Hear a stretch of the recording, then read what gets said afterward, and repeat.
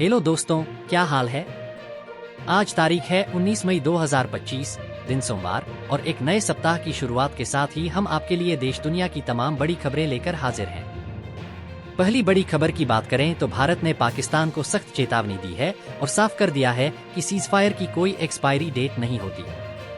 पाकिस्तान की ओर से कुछ नेताओं ने यह बयान दिया था कि 18 मई तक ही संघर्ष विराम की सहमति है, लेकिन भारतीय सेना ने स्पष्ट कर दिया कि ऐसा कोई समझौता खत्म नहीं हुआ है और अगर गोलीबारी हुई तो भारत की ओर से कड़ा जवाब मिलेगा। इसी के साथ ऑपरेशन सिंदूर का एक नया वीडियो भी सेना द्वारा जारी किया गया है, जिसमें बताया गया है कि 10 मई को जिन पाकिस्तानी चौकियों से फायरिंग हुई थी उन्हें जवाबी कार्रवाई में तबाह कर दिया गया। इसके अलावा भारत के कूटनीतिक प्रयासों का असर अब वैश्विक स्तर पर दिखने लगा है। IMF ने पाकिस्तान पर 11 नए प्रतिबंध लगा दिए हैं। भारत पहले ही IMF को चेतावनी दे चुका था कि पाकिस्तान को दिए गए कर्ज का दुरुपयोग आतंकवाद में किया जा रहा है। अब IMF ने भी पाकिस्तान से कहा है कि अगर वो लोन की राशि का सही इस्तेमाल नहीं करेगा और शर्तों का पालन नहीं करेगा तो उसे अगली किस्त नहीं दी जाएगी। पाकिस्तान के हालात लगातार बिगड़ते जा रहे हैं। सिंधु जल संधि के स्थगन के बाद स्थिति और भी बदतर हो गई है। एक रिपोर्ट के अनुसार पाकिस्तान के सिंध, बलूचिस्तान और खैबर पख्तूनख्वा के 68 जिलों में 1 करोड़ से ज्यादा लोग खाद्य असुरक्षा से जूझ रहे हैं। यह रिपोर्ट खाद्य एवं कृषि संगठन ने नवंबर 2024 से मार्च 2025 की अवधि के लिए जारी की है। इसी बीच भारत सरकार ने पाकिस्तान की करतूतों को दुनिया के सामने लाने के लिए एक बड़ा कदम उठाया है। 59 सदस्यों का एक प्रतिनिधिमंडल बनाया गया है, जिसमें 51 सांसद और 8 राजनयिक शामिल हैं। यह दल 33 देशों का दौरा करेगा और पाकिस्तान की सच्चाई सामने रखेगा। शशि थरूर को अमेरिका जाने वाले समूह का नेतृत्व सौंपा गया है।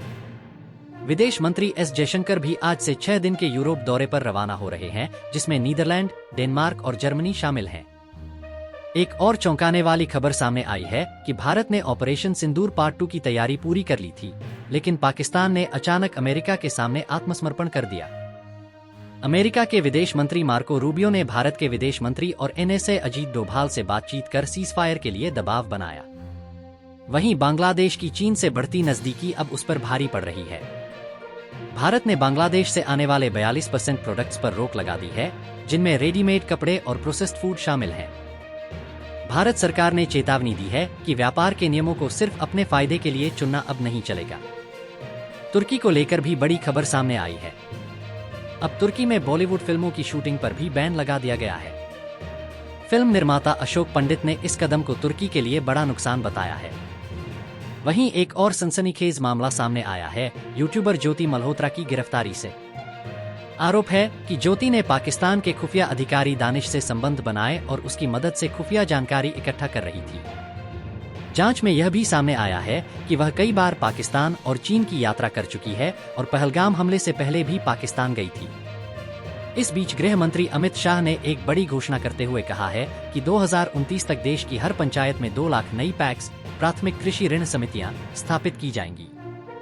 इससे किसानों को आर्थिक सहयोग मिलेगा और डेयरी सेक्टर को भी मजबूती मिलेगी। उन्होंने यह भी बताया कि संयुक्त राष्ट्र ने 2025 को अंतर्राष्ट्रीय सहकारिता वर्ष घोषित किया है, जिससे सहकारिता आंदोलन को वैश्विक मान्यता मिलेगी। अमित शाह ने अहमदाबाद में अपने संबोधन में पाकिस्तान को कड़ी चेतावनी दी और साफ कहा कि पानी और खून एक साथ नहीं बह सकते। यदि पाकिस्तान आतंकवाद नहीं रोकता है तो सिंधु नदी की एक बूंद पानी भी उसे नहीं दी जाएगी। उन्होंने यह भी दोहराया कि आतंक और व्यापार दोनों एक साथ नहीं चल सकते और पाकिस्तान को यह सख्त संदेश गंभीरता से लेना होगा। इसी बीच हैदराबाद से एक दुखद खबर सामने आई, जहां चारमीनार के पास एक इमारत में आग लगने से 17 लोगों की मौत हो गई, जिनमें 8 मासूम बच्चे भी शामिल हैं। आग लगने के बाद संकरी सीढ़ियों के कारण लोग बाहर नहीं निकल पाए और जिंदा जल गए। प्रधानमंत्री नरेंद्र मोदी ने इस हादसे पर दुख जताया और मृतकों के परिजनों को 2 लाख रुपए तथा घायलों को 50 रुपए हजार की सहायता राशि देने की घोषणा की। वहीं दिल्ली के सरोजनी नगर मार्केट में भीषण आग लगी। हालांकि इसमें किसी की जान नहीं गई, यह राहत की बात रही। तमिलनाडु के मुख्यमंत्री M.K. स्टालिन ने गैर भाजपा शासित 8 राज्यों के मुख्यमंत्रियों को पत्र लिखकर राष्ट्रपति द्वारा सुप्रीम कोर्ट से पूछे गए 14 सवालों का विरोध करने की अपील की है। इस मुद्दे पर विपक्षी पार्टियों ने कड़ा रुख अपनाया है। राजनीतिक हलचलों की बात करें तो उत्तर प्रदेश में मायावती ने एक बार फिर अपने भतीजे आकाश आनंद को बड़ी जिम्मेदारी देते हुए उन्हें पार्टी का चीफ नेशनल कोऑर्डिनेटर नियुक्त किया है। आकाश ने मायावती का शुक्रिया अदा करते हुए कहा कि वह इस जिम्मेदारी को बखूबी निभाएंगे। बीएसपी ने यह भी ऐलान किया है कि वह बिहार विधानसभा चुनाव अकेले लड़ेगी। महिलाओं के लिए एक राहत भरी खबर यह है कि केंद्र सरकार ने ममता कार्ड की अनिवार्यता समाप्त कर दी है। अब यूविन मोबाइल ऐप के माध्यम से गर्भवती महिलाओं और नवजात शिशुओं के टीकाकरण की पूरी जानकारी मिलेगी। यह ऐप टीकाकरण के समय पर अलर्ट भेजेगा और स्लॉट बुकिंग की सुविधा भी देगा, जिससे प्रक्रिया और सरल हो जाएगी। दूसरी ओर, भारत की समुद्री सुरक्षा को मजबूती देने की दिशा में बड़ा कदम उठाते हुए अडानी डिफेंस कंपनी ने अमेरिकी कंपनी स्पार्टन के साथ मिलकर made in India anti submarine warfare system विकसित करने का फैसला किया है। यह सिस्टम समुद्र में दुश्मन की पनडुब्बियों का आसानी से पता लगाएगा और भारतीय नौसेना की ताकत को कई गुना बढ़ा देगा। हालांकि एक निराशाजनक खबर यह रही कि इसरो का 151वां सैटेलाइट लॉन्च विफल हो गया। लॉन्चिंग के पहले 2 चरण सफल रहे, लेकिन तीसरे चरण में तकनीकी खराबी के कारण मिशन अधूरा रह गया। इसरो प्रमुख ने कहा कि जांच की जा रही है और भविष्य में इस प्रकार की गलतियों से बचने के उपाय किए जाएंगे। वहीं दिल्ली सरकार ने स्कूलों में बम की धमकियों से निपटने के लिए सख्त दिशा निर्देश जारी किए हैं, जिसमें सुरक्षा ऑडिट, सीसीटीवी कैमरे, मॉक ड्रिल और माता-पिता के लिए विशेष गाइडलाइन शामिल हैं। सरकार ने बच्चों की सुरक्षा को सर्वोच्च प्राथमिकता दी है। खेल जगत से बड़ी खबर यह है कि गुजरात टाइटंस आईपीएल 2025 की पहली प्लेऑफ टीम बन गई है। साई सुदर्शन ने टूर्नामेंट का अपना दूसरा शतक जड़ा, जबकि राहुल ने भी शतकीय पारी खेली और दिल्ली को 10 विकेट से हराया। पंजाब और बेंगलुरु की टीमें भी प्लेऑफ के लिए क्वालिफाई कर गई हैं। आतंकवाद के मोर्चे पर पाकिस्तान में लश्कर का खूंखार आतंकी सैफुल्लाह मार गिराया गया है, जो भारत में आरएसएस मुख्यालय और सीआरपीएफ कैंप पर हमलों का मास्टरमाइंड था। उसकी मौत से पाकिस्तान के आतंकी संगठनों को बड़ा झटका लगा है। अंतर्राष्ट्रीय खबरों की बात करें तो रूस यूक्रेन युद्ध फिर से तेज हो गया है। रूस ने यूक्रेन पर एक ही दिन में 273 ड्रोन दागे, जो कि पिछले 3 वर्षों में सबसे बड़ा हमला बताया जा रहा है। राष्ट्रपति पुतिन ने कहा है कि उनका उद्देश्य युद्ध समाप्त करना है। वहीं गाजा पट्टी में इजराइल ने एक बार फिर हमला किया, जिसमें 140 से अधिक लोगों की मौत हुई। राहत शिविरों पर भी हमले हुए, जिससे अंतर्राष्ट्रीय समुदाय में चिंता बढ़ गई है। इसी बीच वेटिकन में पोप लियो 14 ने शपथ ली। उनके शपथ ग्रहण समारोह में 200 से अधिक विश्व नेता और लाखों की संख्या में लोग शामिल हुए। पोप लियो ने अपने संबोधन में पूरी दुनिया से एकता के लिए काम करने की अपील की। अमेरिका से एक चिंताजनक खबर यह भी सामने आई है कि डोनाल्ड ट्रंप ने अपने एडवाइजरी बोर्ड में एक पूर्व लश्कर आतंकी को शामिल कर लिया है, जो 13 साल जेल में रहा है। इसके अलावा एक और कट्टरपंथी को भी बोर्ड में जगह दी गई है, जिससे अमेरिका की आंतरिक राजनीति पर सवाल उठने लगे हैं। वहीं ऑटो सेक्टर में टाटा कंपनी 3 जून को अपनी नई इलेक्ट्रिक गाड़ी टाटा हरियर ईवी लॉन्च करने जा रही है, जिसकी ड्राइविंग रेंज 500 किलोमीटर तक होगी और इसमें कई उन्नत फीचर्स देखने को मिलेंगे। सरकार ने ग्रामीण बैंकों को लेकर भी एक बड़ा निर्णय लिया है। उत्तर बिहार और दक्षिण बिहार ग्रामीण बैंकों के विलय के बाद बिहार ग्रामीण बैंक का आईपीओ लाया जा रहा है, जिससे बैंक यूनियनों में नाराजगी है। वित्त मंत्रालय 36% तक सरकारी हिस्सेदारी बेचकर पूंजी जुटाना चाहता है, जिसे निजीकरण की दिशा में पहला कदम माना जा रहा है। यूनियनों ने इसके विरोध में राष्ट्रव्यापी आंदोलन की चेतावनी दी है।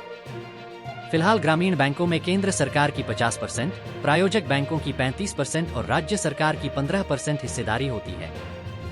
बुलेट ट्रेन प्रोजेक्ट को लेकर एक अहम रिपोर्ट सामने आई है, जिसमें बताया गया है कि अब तक इस हाई स्पीड ट्रेन परियोजना का 71% काम पूरा हो चुका है। इस ट्रेन में भूकंप के लिए एक खास वार्निंग सिस्टम भी लगाया जाएगा। 2026 तक इसका पहला ट्रायल रन शुरू किया जा सकता है। मुंबई से अहमदाबाद के बीच बनने वाली यह बुलेट ट्रेन देश की पहली हाई स्पीड रेल होगी और 42 डिग्री की गर्मी में भी इसका काम साबरमती स्टेशन के पास तेजी से चल रहा है। स्टेशन की डिजाइन मॉडर्न थीम पर आधारित होगी और पूरा रूट भी विशेष रूप से तैयार किया गया है। स्टूडेंट्स के लिए एक बड़ी खबर यह है कि मद्रास हाईकोर्ट ने नीट का रिजल्ट रोक दिया है। चेन्नई सेंटर पर भी इंदौर की तरह बिजली चले जाने की घटना सामने आई, जिस पर कोर्ट ने 2 जून तक एनटीए से जवाब मांगा है। वहीं एक रिपोर्ट के अनुसार देश के 8 राज्यों की विधानसभाओं में उपाध्यक्ष का पद रिक्त है। झारखंड में तो यह पद 20 वर्षों से भी ज्यादा समय से खाली पड़ा है। इसी बीच लोकसभा अध्यक्ष ओम बिरला 25 मई को जमशेदपुर और रांची का दौरा करने जा रहे हैं। भारत और यूरोपीय संघ के बीच 2 चरणों में मुक्त व्यापार समझौते पर बातचीत जारी है और एक और दौर की वार्ता पूरी हो चुकी है। विदेश मंत्री एस जयशंकर ने अफगान विदेश मंत्री से फोन पर बातचीत कर द्विपक्षीय सहयोग बढ़ाने पर चर्चा की है। वे आज से ही नीदरलैंड, डेनमार्क और जर्मनी की यात्रा पर जा रहे हैं, जो 24 मई तक चलेगी। इस यात्रा में ऑपरेशन सिंदूर समेत कई अहम मुद्दों पर बातचीत होगी। अब बात करते हैं आज के मौसम की। दिल्ली, बिहार समेत 16 राज्यों में आंधी बारिश का अलर्ट जारी किया गया है। राजस्थान और उत्तर प्रदेश के कई जिलों में लू की चेतावनी है। बिहार के गया में दीवार गिरने से 2 लोगों की मौत हो गई। दिल्ली में रैपिड मेट्रो स्टेशन की छत उड़ने की घटना हुई। मौसम विभाग के अनुसार 19 से 24 मई तक दिल्ली में बारिश की संभावना बनी हुई है, जिससे भीषण गर्मी से कुछ राहत मिलेगी। मध्य प्रदेश में बिजली गिरने से 3 लोगों की मौत हो गई और अशोकनगर में पेड़ गिरने से 1 की जान चली गई। वहां 30 जिलों में अलर्ट है। राजस्थान के धौलपुर में दीवार गिरने से 5 लोग दब गए और 14 जिलों में बारिश का अलर्ट जारी किया गया है। छत्तीसगढ़ के रायपुर, दुर्ग और राजनांदगांव में देर रात से बूंदाबांदी हो रही है, जबकि सरगुजा समेत 5 संभागों में भी अलर्ट है। बिहार के मधेपुरा में बिजली गिरने से 3 की मौत और 1 महिला की जान पेड़ गिरने से चली गई। पंजाब, हरियाणा और हिमाचल प्रदेश में भी अगले कुछ दिनों तक बारिश और तेज हवाओं का पूर्वानुमान है। अंतर्राष्ट्रीय मौसम की बात करें तो अमेरिका में आए एक भीषण तूफान ने भारी तबाही मचाई है।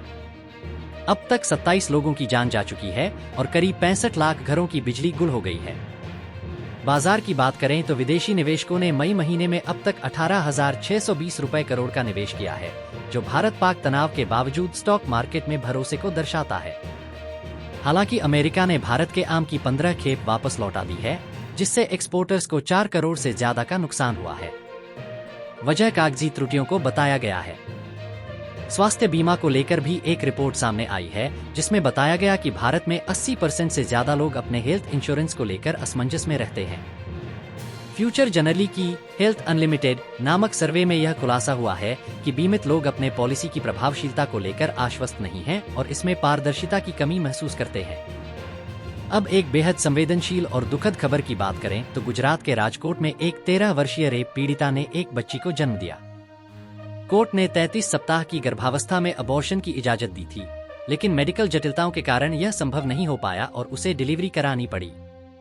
इस बच्ची के साथ दुष्कर्म उसके चचेरे भाई और उसके दोस्त ने किया था। पीड़िता की मां की दूसरी शादी हो चुकी थी और इस मासूम के साथ यह अत्यंत घिनौनी घटना घटी। यह घटना हमें यह सिखाती है कि समाज में ऐसे दरिंदे हमारे आसपास हो सकते हैं, जिन्हें हम पहचान नहीं पाते। माता पिता की यह जिम्मेदारी है कि वे अपने बच्चों को गुड टच और बैड टच के बीच का फर्क समझाएं। अगर कोई बच्चा कुछ अजीब महसूस करता है तो वह घर पर आकर खुलकर बता सके। ऐसा माहौल बनाना बहुत जरूरी है।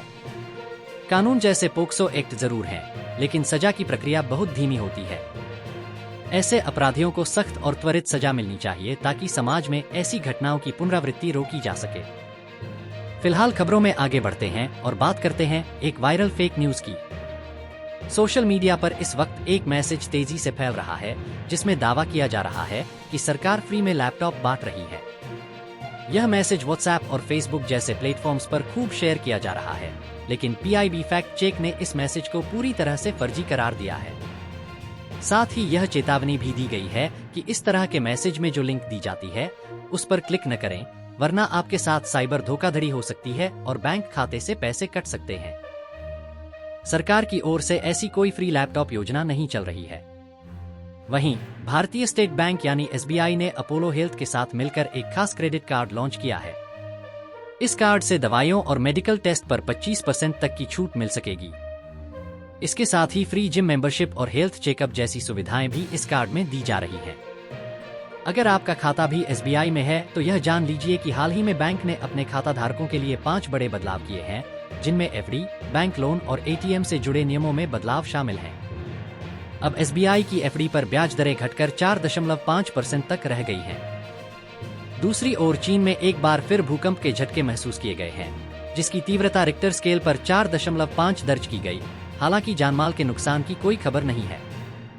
जम्मू कश्मीर में बीएसएफ की परेड एक बार फिर शुरू होने जा रही है, ताकि पर्यटकों को आकर्षित किया जा सके। तकनीक की दुनिया से खबरें आ रही हैं कि एप्पल अब ऐसी टेक्नोलॉजी पर काम कर रहा है जिससे आप सिर्फ सोचकर ही आईफोन को कंट्रोल कर सकेंगे। एप्पल ब्रेन कंप्यूटर इंटरफेस यानी बीसीआई पर सिंक्रोन कंपनी के साथ मिलकर काम कर रहा है। इसी कड़ी में OpenAI ने GPT 4.1 एडवांस मॉडल को चैट में इंटीग्रेट कर दिया है, जिससे उपयोगकर्ताओं को और बेहतर अनुभव मिलेगा। ओप्पो ने भी कोडर्स और इंजीनियरों के लिए KDX नामक एक नया AI टूल लॉन्च किया है। वहीं Meta company WhatsApp profile photo के लिए एक नया AI फीचर लाने जा रही है, जिससे यूजर्स अपनी यूनिक प्रोफाइल पिक्चर बना सकेंगे। इस फीचर को जल्द ही रोल आउट किया जाएगा। गर्मियों में एयर कंडीशन से जुड़ी आग की घटनाएं बढ़ जाती हैं। ऐसे में लोगों को सलाह दी गई है कि समय समय पर AC की सर्विसिंग कराएं और उसकी सुरक्षा के 6 अहम पॉइंट्स पर ध्यान दें ताकि कोई हादसा न हो। भारत में पाइप उद्योग 2030 तक 1.5 लाख करोड़ रुपए का आंकड़ा पार कर सकता है। यशोवर्धन अग्रवाल की रिपोर्ट में यह अनुमान लगाया गया है। इसी बीच समुद्री खाद्य उत्पादों के निर्यात में वृद्धि देखी गई है। वाणिज्य एवं उद्योग मंत्रालय के अनुसार 31 मार्च 2025 तक भारत के सीफूड एक्सपोर्ट में सकारात्मक रुझान बना हुआ है। रक्षा राज्य मंत्री संजय सेठ मलेशिया में होने वाली लीमा प्रदर्शनी में भारतीय प्रतिनिधिमंडल का नेतृत्व करेंगे। यह प्रदर्शनी मंगलवार से शुरू होगी। बिहार में प्रधानमंत्री मोदी जल्द ही 29,947 करोड़ रुपए की लागत से बनने वाले पावर प्लांट की सौगात देंगे। औरंगाबाद जिले में यह प्लांट बनाया जाएगा। इसके साथ ही एक नए एयरपोर्ट टर्मिनल का उद्घाटन और कई विकास परियोजनाओं का शिलान्यास भी होगा। पीएम मोदी अब 30 मई के बजाय 29 मई को बिहार आएंगे और पटना में रात्रि विश्राम के बाद विक्रमगंज में विशाल जनसभा को संबोधित करेंगे। 3 लाख से अधिक लोगों की मौजूदगी की उम्मीद की जा रही है। इसके अलावा 22 मई को पीएम देश के 103 रेलवे स्टेशनों का वर्चुअल उद्घाटन करेंगे, संभवतः अपने राजस्थान दौरे के दौरान। टाटा कंपनी ने मुंबई, दिल्ली, पुणे, बेंगलुरु और उदयपुर में 10 मेगा चार्जिंग स्टेशन लॉन्च किए हैं, जिससे इलेक्ट्रिक व्हीकल यूजर्स को लंबी दूरी की यात्रा में मदद मिलेगी। गोरखपुर एयरपोर्ट पर अब 24 घंटे मेडिकल सुविधा उपलब्ध रहेगी, जिससे यात्रियों को इमरजेंसी में राहत मिलेगी। उत्तर प्रदेश में अब फायर NOC 15 दिनों में बिना दफ्तर के चक्कर लगाए मिल रही है। रेंट एग्रीमेंट मात्र 500 रुपए में बन सकेगा। योगी सरकार ने इसके नियमों में बदलाव किए हैं। राजस्थान की आवासन योजनाओं में भी बड़ा बदलाव हुआ है। अब बिल्डर पूरी छत नहीं बेच सकेंगे। 75% हिस्सा फ्लैट धारकों के उपयोग में आएगा। स्टूडेंट्स के लिए NCERT ने एक खास मोबाइल ऐप प्रशस्त लॉन्च किया है, जिसकी मदद से दिव्यांग बच्चों की पहचान आसान होगी और उन्हें सरकारी योजनाओं का लाभ मिल सकेगा। यह योजना झारखंड से शुरू हो रही है। वहीं मध्य प्रदेश सरकार ने सरकारी कर्मचारियों के इलाज के लिए एक नई योजना बनाई है और 9 साल से अटका कर्मचारियों का आचार भी जल्द लागू किया जाएगा। हरियाणा राज्य के सरकारी कर्मचारियों के लिए एक महत्वपूर्ण खबर सामने आई है। अब उन्हें एकीकृत पेंशन योजना यानी यूनिफाइड पेंशन सिस्टम UPS का लाभ मिलेगा। हरियाणा सरकार ने यह स्पष्ट कर दिया है कि राज्य में ओल्ड पेंशन स्कीम OPS लागू नहीं की जाएगी। UPS के अंतर्गत 25 वर्षों की सेवा के बाद औसत मूल वेतन का 50% पेंशन के रूप में मिलेगा। सरकार ने कर्मचारी संगठनों के दबाव को भी खारिज कर दिया है। UPS और OPS में अंतर क्या है, इसे लेकर डिटेल स्क्रीन पर देख सकते हैं। राम भक्तों के लिए भी एक अच्छी खबर है। अब घर बैठे रामलला के दर्शन संभव होंगे, क्योंकि मंदिर परिसर की सभी आरतियों का डिजिटल प्रसारण किया जाएगा। मंदिर प्रशासन के अनुसार सुबह 6:30 बजे की आरती अब YouTube के माध्यम से लाइव देखी जा सकेगी। वहीं केरल देश का पहला ऐसा राज्य बन गया है जहां कक्षा 10वीं के सभी छात्रों के लिए रोबोटिक्स की पढ़ाई अनिवार्य कर दी गई है। राज्य सरकार ने 29,000 रोबोटिक्स किट स्कूलों में वितरित किए हैं और 9,000 से अधिक शिक्षकों को प्रशिक्षण भी दिया गया है। मध्य प्रदेश सरकार ने कॉलेजों में एडमिशन प्रक्रिया को आसान बनाने के लिए ई-प्रवेश ऐप लॉन्च किया है, जिसमें रोजगार मूलक कोर्सों को भी शामिल किया गया है। वहीं यूपी बोर्ड के 10वीं और 12वीं के कंपार्टमेंट एग्जाम के लिए रजिस्ट्रेशन की प्रक्रिया आज से शुरू हो गई है। उत्तर प्रदेश के कई जिलों में अब जन्म और मृत्यु प्रमाण पत्र केवल 15 दिनों में ऑनलाइन माध्यम से मिल सकेगा। CRS पोर्टल पर आवेदन करने के 30 दिनों के भीतर प्रमाण पत्र जारी कर दिए जाएंगे और इन्हें ट्रैक भी किया जा सकेगा। पंजाब और हरियाणा के बीच चल रहे जल विवाद के बीच इनेलो के अध्यक्ष अभय चौटाला ने चेतावनी दी है कि यदि 25 मई तक हरियाणा को पानी नहीं मिला तो पंजाब की कोई भी गाड़ी हरियाणा बॉर्डर से नहीं गुजरने दी जाएगी। वहीं बिहार में अब अपार्टमेंट की रजिस्ट्री के नियम बदल चुके हैं। अब फ्लैट की जमाबंदी व्यक्तिगत नहीं बल्कि सामूहिक होगी, जिसमें सभी फ्लैट धारकों का विवरण दर्ज होगा। उत्तर प्रदेश की योगी सरकार ने डिजिटल गवर्नेंस को बढ़ावा देते हुए 1990 से पहले के सभी राजस्व अभिलेखों को डिजिटल करने का निर्देश जारी किया है। 30 मई को प्रधानमंत्री नरेंद्र मोदी कानपुर आ सकते हैं, जहां वे 1000 करोड़ रुपए से अधिक की परियोजनाओं का उद्घाटन करेंगे, जिसमें नए मेट्रो स्टेशन का लोकार्पण भी शामिल है। बागेश्वर धाम के बाबा ने नवंबर से 131 किलोमीटर लंबी पदयात्रा शुरू करने की घोषणा की है, जिसका उद्देश्य भारत को हिंदू राष्ट्र बनाने का संकल्प पूरा करना है। खेलो इंडिया के तहत वार्षिक कैलेंडर लॉन्च किया गया है, जिसकी घोषणा खेल मंत्री मनसुख मंडाविया ने की है। सरकार का लक्ष्य है कि 2030 तक भारत वैश्विक सेमीकंडक्टर चिप उत्पादन का 5% हिस्सा पूरा करे। उत्तराखंड में मुख्यमंत्री पुष्कर सिंह धामी ने किसानों के लिए ई-रूपी प्रणाली की शुरुआत की है और 4 नई कृषि नीतियों का शुभारंभ भी किया है, जिससे किसानों की आय और उत्पादकता बढ़ेगी। सिडबी की रिपोर्ट के अनुसार एमएसएमई को लोन प्राप्त करने में अभी भी कई समस्याएं हैं, खासकर अधिकृत क्षेत्रों में चल रही फैक्ट्रियों को लेकर। दिल्ली सरकार ने निर्णय लिया है कि 1 जुलाई से पुराने रजिस्ट्रेशन एक्सपायर्ड वाहनों को पेट्रोल डीजल नहीं दिया जाएगा। इसके लिए पेट्रोल पंपों पर सीसीटीवी कैमरे लगाए जाएंगे। हालांकि प्रदूषण स्तर में कमी आने के कारण ग्रेप 1 की पाबंदियों को हटा लिया गया है। सीपीसीबी ने ईंट भट्टों के लिए भी नए दिशा निर्देश जारी किए हैं, जिनके तहत उन्हें अपने परिसर में जानकारी युक्त बोर्ड लगाना अनिवार्य होगा। हिमाचल प्रदेश में लारजी जल परियोजना को 2 साल में फिर से चालू किया गया है। छत्तीसगढ़ हाईकोर्ट ने महत्वपूर्ण फैसला सुनाते हुए कहा कि यदि कोई पत्नी विवाहेतर संबंधों में शामिल पाई जाती है तो वह भरण पोषण की हकदार नहीं होती। बॉलीवुड से खबर है कि जावेद अख्तर ने कहा कि अगर उन्हें पाकिस्तान और नर्क में से चुनना हो तो वे नर्क चुनेंगे, क्योंकि पाकिस्तान में उन्हें काफिर कहा जाता है। यूपी के गोरखपुर में योगी सरकार ने निराश्रित जानवरों के लिए कंट्रोल केयर सेंटर खोलने की घोषणा की है। राजस्थान के रणथंभौर में रोपवे बनाने की योजना है और समर स्पेशल ट्रेनों के जरिए उत्तराखंड और गुजरात की कनेक्टिविटी भी बढ़ाई जाएगी। छत्तीसगढ़ के 7000 से अधिक स्कूलों में सिर्फ 1 शिक्षक हैं, वहां अतिरिक्त शिक्षकों की नियुक्ति की जाएगी। सीएए की सुरक्षा के लिए राज्यों में विशेष समिति का गठन किया गया है। पंजाब में नशा मुक्ति अभियान के लिए विधायक और मंत्री सक्रिय भूमिका निभा रहे हैं। 30 मई तक ड्रोन रोधी तकनीक की खरीद के लिए तैयारियां की जा रही हैं। स्कूल टॉपर्स को रोल मॉडल बनाकर नशा मुक्ति अभियान में शामिल किया गया है। चंडीगढ़ में प्रोबेशन पीरियड में भी कर्मचारियों को पूरा वेतन और भत्ता मिलेगा। पंजाब के राजपुरा से चंडीगढ़ रेलवे लाइन को भी मंजूरी मिल चुकी है, जिसे 2 वर्षों में पूरा किया जाएगा। हिमाचल प्रदेश में शिक्षकों ने ऑनलाइन कार्य बहिष्कार का ऐलान किया है और 23 दिनों से जारी अनशन में निलंबित शिक्षकों की बहाली की मांग की जा रही है। सीबीएसई बोर्ड ने रिजल्ट के बाद रिचेकिंग और रिवैल्यूएशन की प्रक्रिया शुरू कर दी है। सरकारी नौकरियों के लिहाज से इस सप्ताह भी सुनहरा अवसर है। गुजरात में 400 शिक्षकों की भर्ती निकली है, जिसकी अंतिम तिथि 21 मई है। एसबीआई में 2600 पदों पर भर्ती निकली है, जिसमें 29 मई तक आवेदन किया जा सकता है। इंडियन ओवरसीज बैंक में भी भर्ती प्रक्रिया जारी है, जिसकी लास्ट डेट 31 मई है। पंजाब सरकार ने मेडिकल अफसर की भर्ती परीक्षा की तारीख 3 जून तय की है और आवेदन की अंतिम तिथि 22 मई है। अंत में आज का राशिफल देखें तो कर्क राशि वालों के लिए आय में वृद्धि के योग हैं, जबकि कन्या राशि वालों के लिए संपत्ति से जुड़ी बड़ी डील संभव है। बाकी सभी राशियों का राशिफल स्क्रीन पर देख सकते हैं। अगर आपको यह वीडियो और जानकारी पसंद आई हो तो वीडियो को लाइक करें, शेयर करें और चैनल को सब्सक्राइब करके बेल आइकन जरूर दबाएं ताकि आपको रोजाना के ताज़ा और उपयोगी अपडेट मिलते रहें। अगली खबर में फिर मिलेंगे, तब तक जय हिंद, जय भारत, वंदे मातरम।